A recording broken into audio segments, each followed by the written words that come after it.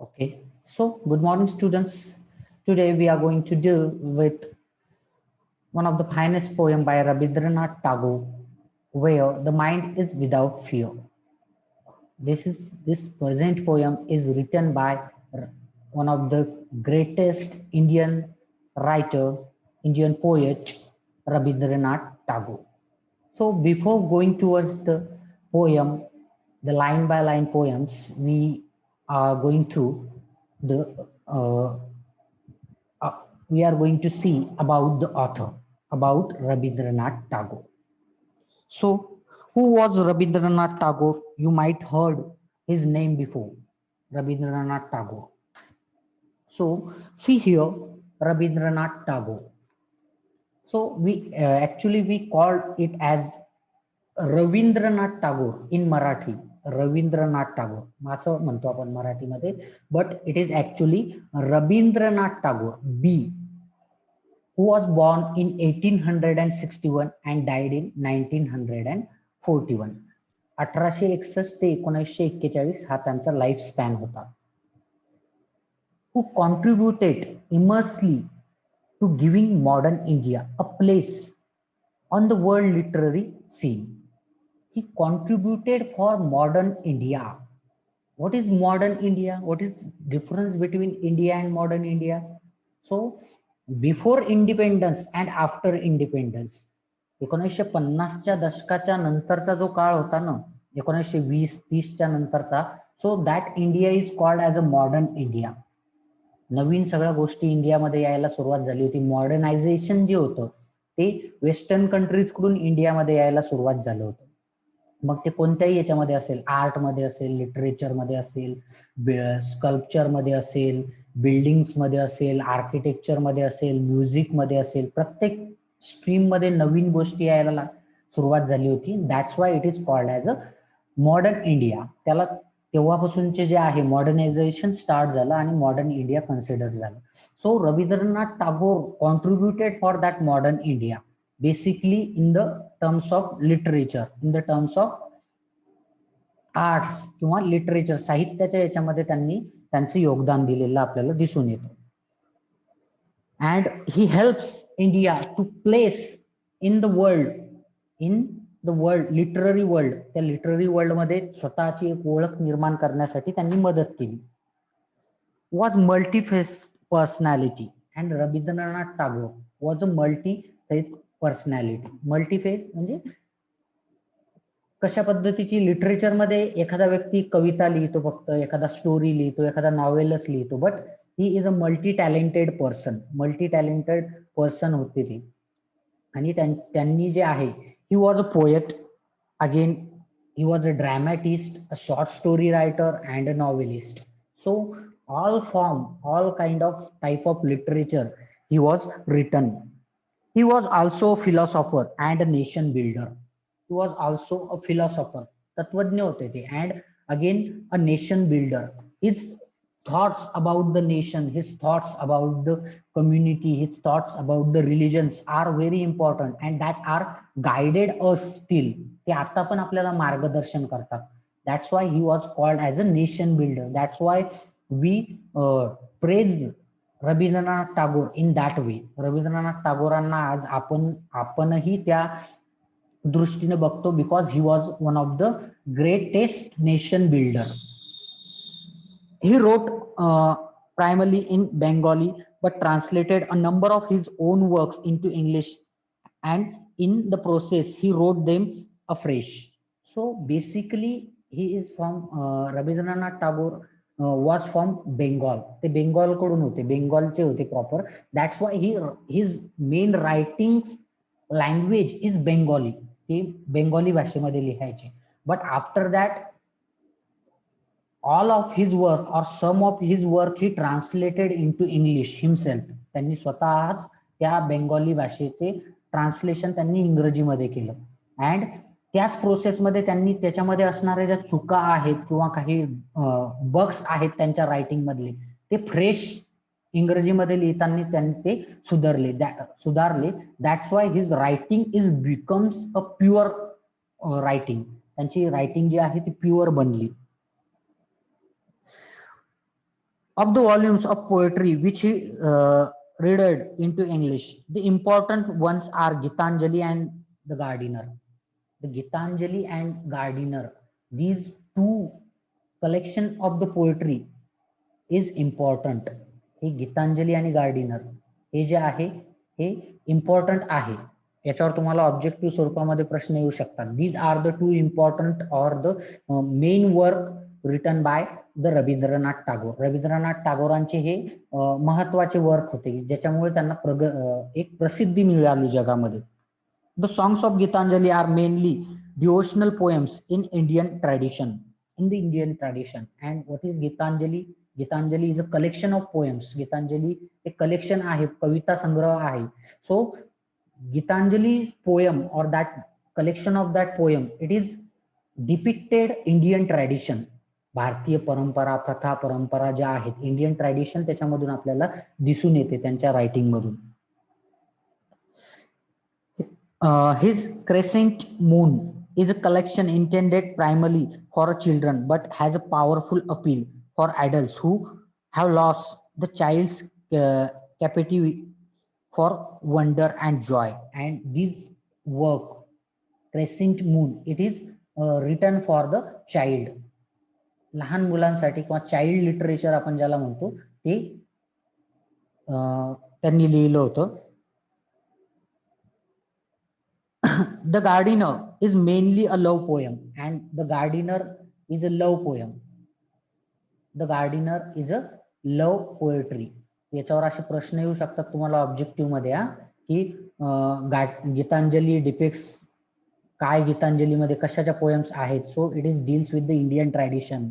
And again in crescent moon which is deals with or it is Crescent Moon was right for, it is written for children, and the Gardiner is a dash kind of poem. मग त्याच्यामध्ये लव poem, sad poem, अशा nature poem, असे option येऊ शकतात. So the Gardiner is mainly the love poem with the human rather than a divine slant, but philosophy is occasionally blended with the riot of romance. Sense and sensibility are combined here to present the truth. Tagore's translation of Bengali poems are in a free verse. He translated his Bengali poems in a free verse. Free verse, it is a kind of poetry. आता poem जेव्हा आपण लिहितो तेव्हा त्याला rhyming scheme असते, एक fix structure असते. एक तर 3 लाईनचा स्टांजा असतो, अदरवाईज 2 लाईनचा असतो, 4 ओळी असते किंवा ते 4 ओळीचा असतो. अशा पद्धतीचं एक फिक्स स्ट्रक्चर असतं पोएम लिहिताना. पण ज्या पोएमला आपल्याला फ्री स्ट्रक्चर किंवा एक स्ट्रक्चर नसतं, त्याला कुठलाही रायमिंग स्कीम नसतो, त्या प्रकारच्या पोएमला आपण काय म्हणतो? फ्री वर्स म्हणतो किंवा ब्लॅक वर्स किंवा ब्लँक वर्स असं म्हणत असतो. हे लक्षात ठेवा, लिटरेचरच्या विद्यार्थ्यांनाही माहिती पाहिजे की फ्री वर्स, ब्लँक वर्स, ब्लॅक वर्स कशाला म्हणतात? की ज्या पोएमला रायमिंग स्कीम नसते, ज्या पोएमला एक प्रकारचं फिक्स स्ट्रक्चर नसतं, स्टांजा फॉर्म नसतो, त्याला आपण फ्री वर्स असं म्हणतो. सो बेसिकली हिज रायटिंग, त्यांनी ज्या पोएम ट्रान्सलेट केल्या त्या सर्व फ्री वर्स मध्ये केल्या. So here we are where the mind is without fear about the poem. Where the mind is without fear, which is the 35th of Gitanjali. This poem is 35 नंबरची, 35th नंबरची जी आहे ही गीतांजली मधली poem आहे. Is one of the Tagore's most anthologised poem. आणि टागोरच्या पोएमची ही एक one of the important poem आहे त्यांच्या पोएमच्या संग्रहातली. अँथोलॉइज मीन्स संग्रह, संग्रहातली ती एक महत्वाची पोएम आहे. It is an expression of poet's reflective spirit and contains a simple prayer for his country. And this particular poem is not just a word, it is a prayer for the country. It is kind of प्रार्थना, आपण प्रार्थना म्हणतो, ही एक प्रार्थना आहे त्या सर्व लोकांसाठी जे इंडियामध्ये, हिंदुस्थानमध्ये, भारतामध्ये राहतात त्यांच्यासाठी. For those people it is a kind of prayer who they have to sing it. त्या लोकांनी ती म्हणायला पाहिजे. Prayer for the country, the India of pre-independence time, and it is written in pre-independence time. Pre-independence time means स्वातंत्र्यापूर्वीचा जो काळ आहे त्या काळामध्ये लिहिल्या गेलेली होती. बेसिकली द गीतांजली हे जो कविता संग्रह आहे हा बेंगॉली भाषेमध्ये 1910 मध्ये लिहिला गेला. Right down that. 1910 मध्ये तो लिहिला गेला आणि 1910 मध्ये तो बेंगॉली भाषेत पब्लिश झाला आणि 1912 मध्ये त्याचं ट्रान्सलेशन जे आहे ते रवींद्रनाथ टागोर यांनी इंग्रजीमध्ये केलं आणि 1912 मध्ये ते पब्लिश झालं इंग्रजीमध्ये. याला 2 पब्लिकेशन आहे, बेंगॉलीमध्ये 1910 मध्ये आणि इंग्लिशमध्ये 1912 मध्ये.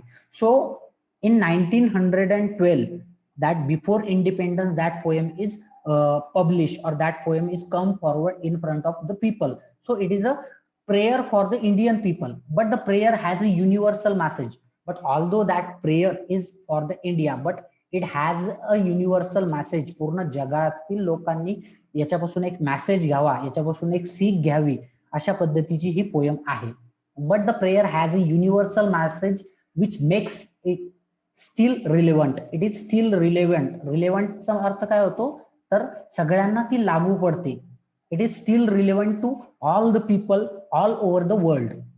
ही prays that his country will rise above petty concerns and narrow prejudices and soar high into a world of freedom of thought and action based on truth and fearless. And throughout that poem he tried to, Rabindranath Tagore ji tried to explain us or try to told us how we have to live in the independent India. Bharat स्वतंत्र झाल्यानंतर आपल्याला कशा पद्धतीने जगायचं आहे, तिथं आपल्याला कशा पद्धतीने राहायचं आहे, त्यासाठीच्या ज्या गोष्टी आहेत त्या आपल्याला सांगण्याचा प्रयत्न इथं रवींद्रनाथ टागोर करताय. आणि त्या पद्धतीने जर आपण राहिलो तर आपण जगामध्ये आपलं एक अस्तित्व टिकून ठेवू. आपला जे प्राईड आहे, जो आपला गर्व आहे किंवा अभिमान आहे, तो आपल्याला पूर्ण ह्या जगामध्ये राहील आणि आपण एक चांगलं नेशन म्हणून या जगामध्ये पुढे येऊ.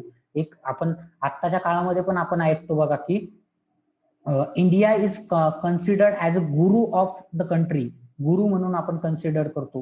We try to take the world forward. जगाला समोर घेऊन जाण्याचा प्रयत्न आपण करतो.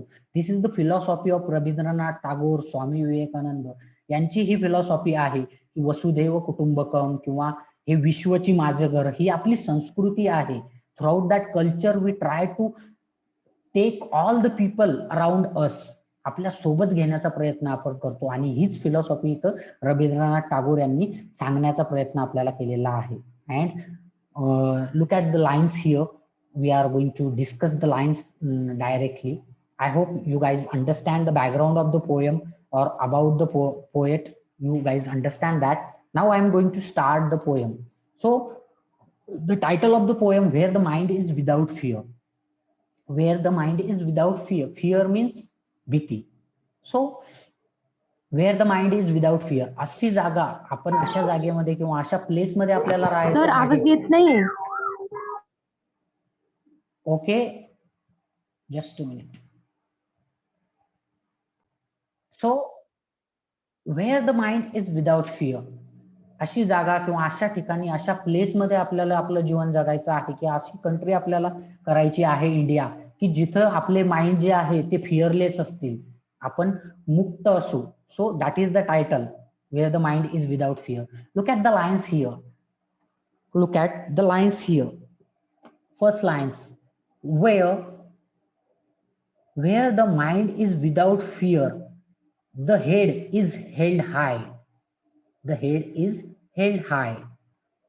So here Rabindranath Tagore is saying that where the mind is without fear, अशा ठिकाणी आपण जगायचं आहे किंवा अशा पद्धतीने आपल्याला जगायचं आहे की आपले जे माइंड्स आहेत, आपल्या ज्या ब्रेन्स आहेत, त्या आपण फिअर, जो आपल्याला भय आहे त्याच्या बाहेर आपण जगलो पाहिजे. We must live freely. बघा आता हे कशाच्या याच्यातून सांगताय, just now from that 300 years, 300 वर्षापासून आपण गुलाम आहोत. From that 300 years we are the slave. पहिले मुस्लिम राजवटी असतील, त्याच्यानंतर ब्रिटिशर्स असतील. So Indian minds are become the fear.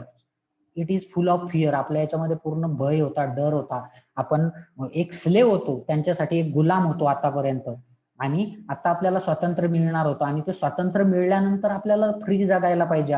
आपण जर त्याच पद्धतीने गुलामासारखं जगत राहिलो किंवा आपल्या डोक्यामध्ये ती गुलामगिरी तशीच असली, फिअर जर असली, तर we can not enjoy that freedom, we can not develop our self, आपण आपल्याला डेव्हलप नाही करू शकत. So that's why we have to throw out that fear out of our mind. आपल्या माइंडच्या बाहेर आपल्याला ते फिअर फेकून द्यायचं आहे. अँड तसं केल्यानंतरच आपण काय करू शकतो, and the head is held high, and after that, तसं केल्यानंतरच आपण जे आहे आपलं हेल्ड हाय असू शकतं. आपलं जो हेड आहे, डोकं आहे ते हाय असू शकतं. डोकं उंच असणे याचा अर्थ काय होतो, स्वाभिमान असणे, अभिमान असणे. आपला जो अभिमान आहे, आपला जो सन्मान आहे तो आपल्याकडे राहील. आणि ज्या व्यक्तीकडे सन्मान असतो तोच व्यक्ती या जगामध्ये काहीतरी करू शकतो आणि तोच प्रत्येक संकटाला तोंड देऊ शकतो. एखादा सन्मान हरलेला व्यक्ती, एखादा निराश झालेला व्यक्ती, एखाद्याचा अपमान झालेला व्यक्ती, so that person, that people, those kind of peoples could not develop themselves, or they could not develop their own country. ते स्वतःचा देशही डेव्हलप नाही करू शकत. तर तुमच्या डोक्यामधून फिअर जर गेलं, हे जर डर, भय जर तुमच्या डोक्यामधून गेलं, तरच तुम्ही या जगामध्ये तुमचं डोकं वरती काढू शकता. डोकं वरती काढू शकता इन द सेन्स तुम्ही प्रगती करू शकता, तुमचा सन्मान तुम्ही टिकू शकता, तुमचा प्राईड, तुमचा अभिमान जो आहे तो तुम्ही घालवू शकता. अँड हेड हायचा अर्थ अजून एक असा होतो की तुमचा हेड हाय जर तुम्ही असं केलं तर that indicates you are not a slave anymore. तुम्ही आता कोणाचेही स्लेव्ह नाहीये, गुलाम नाहीये, असा त्याचा अर्थ होतो. एखादा व्यक्ती समोर जर आपण डोकं टेकवत असेल तर that indicates we are the slave of that person. त्या व्यक्तीचा आपण स्लेव्ह आहोत, गुलाम आहोत. बट तुम्ही त्या व्यक्ती समोर जर ताठ मानेने जर उभा असाल तर that indicates you are not the slave. So he saying that you must live without a fear and put your head high. And in the next second line he says where the knowledge is free, and अशी जागा, after that independence we have to live in that way. आपल्याला कशा पद्धतीने राहायचं आहे की where the knowledge is free, ज्या ठिकाणी हे जे नॉलेज आहे ते फ्री असेल, that knowledge is free from all kind of things. आता नॉलेजचा अर्थ वेगवेगळ्या पद्धतीने होतो. एक तर नॉलेज म्हणजे आपण ज्या शब्दार्थी नॉलेज त्याला ते घेतो ते knowledge, otherwise all that things ज्या आहेत त्या फ्री असायला पाहिजे. Where the knowledge is free, that is taken, that everybody can take it easily. प्रत्येक जण त्याला घेऊ शकतो, अशा ठिकाणी आपल्याला जगायचं आहे.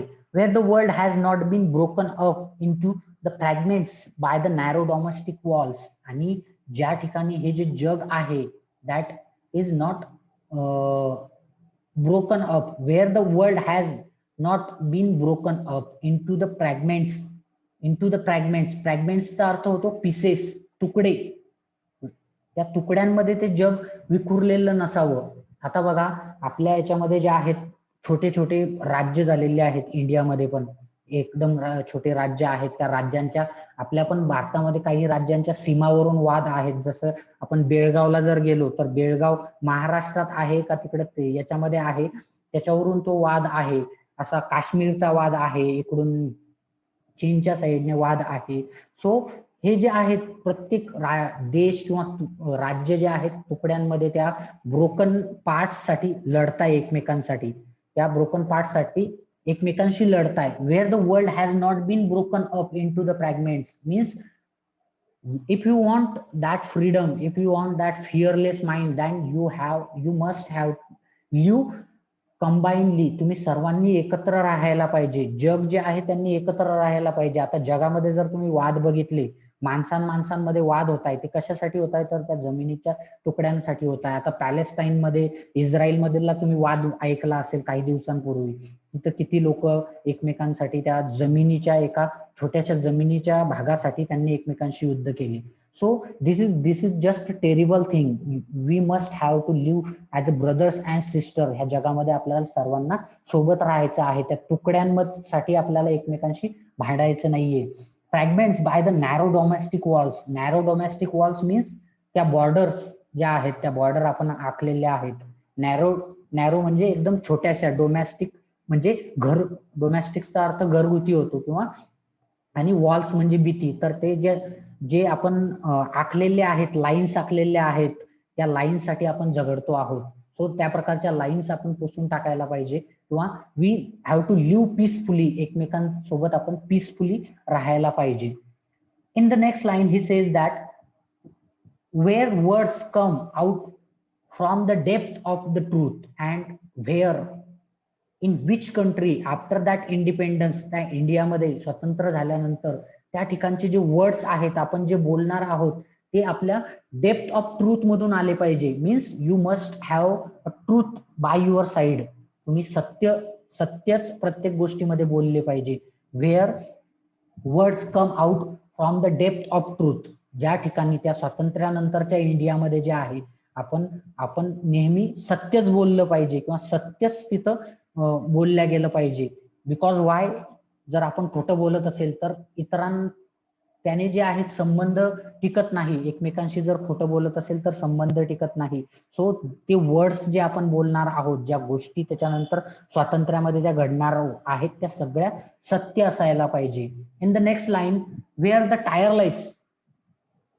tireless striving stretches its arms towards the perfection, and where in that country where the tireless means न थकता, stretching means striving means ताणणारे, stretches ताणणे, its arms towards the perfection, towards that perfection means where the people, अशा देशामध्ये, असा देश आपल्याला घडवायचा आहे त्या देशामधले लोक जे आहेत ते टायरलेसली न थकता परफेक्शनच्या दृष्टीने जातील, परफेक्शन कडे ते काम करत राहतील. They work hard to build up their nations. ज्या ठिकाणी लोक जे आहे ज्या देशातले ते कंटिन्युअसली काम करत राहतील, ते लेझी नसतील, ते जे आहे आळशी नसतील, ते कंटिन्युअसली काम करत राहील. असा देश जो आहे तो आफ्टर इंडिपेंडन्स आपल्याला बनवायचा आहे. अशा पद्धतीचं परफेक्शन आपल्याला त्या कामामध्ये पाहिजे. ते परफेक्शन किंवा अशा पद्धतीने लोकांनी जर कामं केले तरच तो देश जो आहे तो एक स्ट्रॉंग कंट्री होईल किंवा एक चांगला देश म्हणून जगासमोर येईल. Where the clear stream of reasons, where the clear streams of reasons, stream म्हणजे नदी किंवा प्रवाह आपण त्याला म्हणतो, ऑफ रिझन्स, रिझन म्हणजे कारण किंवा yes we can say where the clear streams of reasons has not lost its way into the dreary desert sand of dead habits. आणि ज्या ठिकाणी where the clear streams of reasons, ज्या ठिकाणी जे आहे ह्या लोकांचे जे मार्ग आहे किंवा ह्या लोकांच्या ज्या कृत्य आहेत, जे लोक याच्यामध्ये राहतात देशामध्ये, ते नागरिकांचे कृत्य कसे असतील, एक क्लिअर वेने असतील. Clear streams of reasons means त्यांचे जे कृत्य आहेत ते सगळे चांगल्या मार्गाने असतील, त्यांना कुठल्याही हॅज नॉट लॉस्ट इट्स वे, आणि त्यांचा मार्ग, त्या लोकांचे जो मार्ग आहे, त्यांचं जे कर्म आहे, lost its way into the dreary desert. Dreary डेझर्टचा अर्थ इथं असा होतो की डल, ते लोक जे कसे असतील, ते त्यांचा मार्ग ठीक असेल मीन्स ते चांगले काम करत असतील. आणि ते डेअरी डेझर्ट मीन्स ते डंब नसतील, डल नसतील. म्हणजे ते डलचा अर्थ होतो, डल आणि ग्लुमीचा अर्थ असा होतो की ते आळशी नसतील, डल नसतील किंवा डेड हॅबिट्स म्हणजे बॅड हॅबिट्स, त्या लोकांना कुठल्याही बॅड हॅबिट्स नसतील. Means they are doing their practices in a good way. ते लोक जे आहेत ते चांगल्या पद्धतीने त्यांचं कर्म करतील, चांगले कामं करतील आणि या देशाचं नाव जे आहे ते उज्ज्वल करतील. त्यांना कुठल्याही प्रकारच्या डेड हॅबिट्स नसतील, म्हणजे अशा पद्धतीच्या प्रॅक्टिसेस नसतील की ज्या प्रॅक्टिसेस मधून इतर लोकांना त्रास होईल किंवा त्यांच्या याच्यामध्ये डलनेस येईल एक. Because Indian people are very superstitious. भारतीय लोक हे खूप दैवी होते, सुपरस्टिशियस होते, बॅड हॅबिटवर लक्ष देणारे होते. की काय तर एखाद्याला बळी द्या, पैसा मिळतो, काही करा त्याच्यामधून हे मिळते ते मिळते, देवावर, म्हणजे लोकांना जे आहे, आपण आपल्या भाषेमध्ये सांगायचं झालं तर आयत्या गोष्टी हव्या असतात किंवा कुठलंही काम न करता, कुठलाही मेहनत न करता गोष्टी हव्या असतात. त्याच्यासाठी लोक वेगवेगळे प्रयोग करतात, बॅड हॅबिट्स आपण ज्याला म्हणतो, वेगवेगळ्या बॅड हॅबिट्स त्याला म्हणतो की वेगवेगळ्या प्रक्रिया करतात की काही बळी देणे किंवा काही देवाला प्रार्थना करणे, देवासमोर हात जाडे, मंदिरात जाणे, देवा मला हे दे, देवा मला ते दे. Instead of doing their own work, instead of focusing on the hard work, they are just focusing on the bad habits. So we have to live far, or we have to take off that bad habits. त्या सोडून देणे आपल्याला गरजेचं आहे. In that way we can produce a good kind of human being, or we can build up a good country. त्याच्यामधूनच आपण एक चांगला देश घडू शकतो, एक चांगले लोक घडू शकतो. आणि ज्या लोकांना बॅड हॅबिट्स आहेत, जे डेअरी डेझर्ट्स आहेत, डल आहेत, डम आहेत, तर ते लोक फक्त पडून राहतात एका ठिकाणी, खातात पितात आणि देवावर निर्भर राहतात की देव येईल आम्हाला मदत करेल, हा येईल मदत करेल, तो येईल मदत करेल, पण स्वतः काहीच करणार नाही, स्वतः कुठल्या पद्धतीची मेहनत ते लोक करत नाही, आणि अशा लोकांची कधीही प्रगती होत नाही. So we have to take off that things. In the next line he say, where the mind is led forward, where the mind is led forward by thee into the ever winding thoughts and action. And अशा पद्धतीच्या विचारांमध्ये led forward, where the mind is led forward by thee. By thee चा अर्थ, इथं दी चा अर्थ काय होतो, दी हा शब्द ओल्ड इंग्लिश मधला आहे. दी हा शब्द ओल्ड इंग्लिश मधला आहे, त्याचा अर्थ यू असा होतो, यू YOU असा होतो. आणि इथं दी हा शब्द, that word is indicated to, that word is indicated to the God. ते देवाला असं म्हणताय की, देवाला असं म्हणतोय की where the mind is led forward by thee, अशा ठिकाणी आमचे देवाला उद्देशून म्हणतोय की अशा ठिकाणी आमच्या लोकांचे माइंड जे आहेत ते घेऊन जा. हे विचार जे आहे, पॉझिटिव्ह थिंकिंग आमच्या लोकांमध्ये टाक किंवा आमच्या लोकांमध्ये दे, अशा ठिकाणी घेऊन जा. कुठे घेऊन जा, into ever winding thoughts and action, towards that everlasting thoughts and action जे आहेत, माणसांनी ऍक्शन कराव्या आणि विचार माणसांचे प्रगत असावे आणि थॉट्स पण प्रगत असावे. त्या ठिकाणी जे आहे आमच्या पद्धतीच्या ह्या लोकांचे माइंड घेऊन जा. किंवा अशी बुद्धी, आपण नाही म्हणत का देवा याला चांगली बुद्धी दे, तर ते रवींद्रनाथ टागोर अशी म्हणतात की अशी बुद्धी जी आहे ती या लोकांना दे, आमच्या लोकांना दे, की ज्यांचे विचार जे आहेत आणि त्यांचे थॉट्स जे आहेत ते कसे होतील, ब्रॉड माइंडेड होतील. They must be thinking about the world, they must be thinking about the all peoples around them, and that make them that broad minded. In the next last line, into the heaven of freedom my father let my country awake. Into the heaven, into the heaven of freedom, into the heaven of freedom. अशा पद्धतीच्या स्वातंत्र्यामध्ये, कशा पद्धतीच्या, which he discuss in the above line, वरच्या line मध्ये त्यांनी जे freedom discuss केलेलं आहे जशा पद्धतीचं, तशा पद्धतीच्या फ्रीडम मध्ये मला जे आहे किंवा माझ्या लोकांना जे आहे, माय फादर मीन्स हे माझ्या वडिला, अशा प्रकारच्या फ्रीडम मध्ये माझ्या लोकांना अवेक कर, माझ्या कंट्रीला अवेक कर. अवेक म्हणजे उठवणे, झोपेतून उठवणे किंवा जागृत करणे. अशा ठिकाणी जे आहे माझ्या लोकांना अवेक कर. माय फादर म्हटलेलं आहे, मीन्स टू दॅट गॉड, देवाला उद्देशून त्यांनी म्हटलेलं आहे, हे माझ्या वडिला. Father indicates, we indicate or we say God as a father, आपल्या सर्वांचे वडील म्हणून आपण कन्सिडर करतो. So he appealing to that God, त्या देवाला तो उद्देशून म्हणतोय. रवींद्रनाथ टागोर हे उद्देशून म्हणताय की अशा पद्धतीच्या स्वातंत्र्यामध्ये, अशा पद्धतीच्या फ्रीडम मध्ये माझ्या सर्व लोकांना घेऊन जा.